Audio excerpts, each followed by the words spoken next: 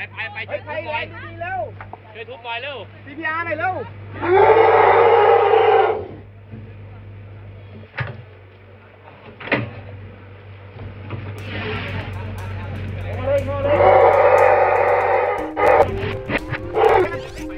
Le 13 juillet dernier, des pluies torrentielles ont touché la province de Nakhon Nayok en Thaïlande, rendant l'herbe boueuse et provoquant d'importants glissements de terrain. C'est ainsi qu'une éléphante et son petit se sont retrouvés coincés dans un puits d'évacuation après être tombés dedans par accident. Des locaux ont immédiatement appelé des vétérinaires et les autorités locales afin de leur venir en aide. Les vétérinaires ont eu du mal à libérer la petite famille en raison des conditions chaotiques de la saison des pluies.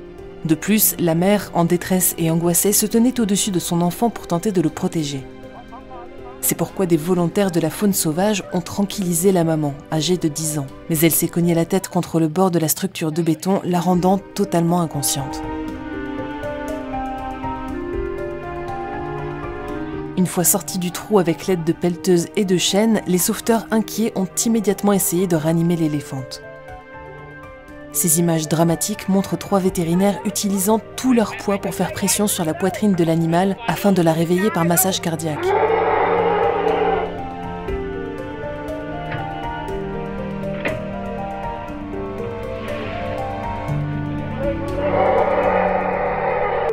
L'animal pesant plus de 3 tonnes à l'âge adulte, les sauveteurs ont besoin d'appliquer une pression relativement forte pour relancer le cœur de la bête, situé à mi-chemin entre sa tête et son abdomen.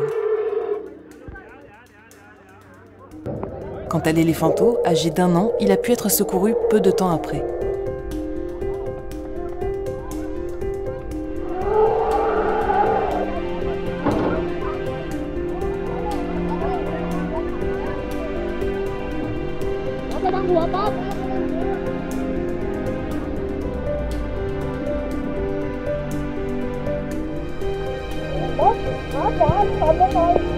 Heureusement, la maman s'est réveillée, puis les vétérinaires et les gardes forestiers ont quitté les lieux pour permettre aux 2 éléphants de se retrouver.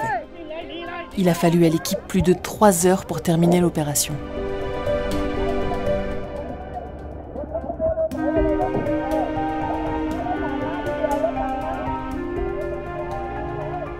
Soulagés et ravis, les sauveteurs ont regardé la mère et son petit s'éloigner et disparaître au cœur de la forêt.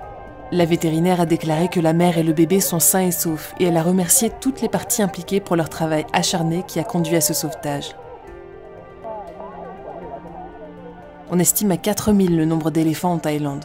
Environ la moitié d'entre eux vivent en captivité dans des camps d'animaux, des zoos et des sanctuaires, tandis que les autres errent dans les parcs nationaux.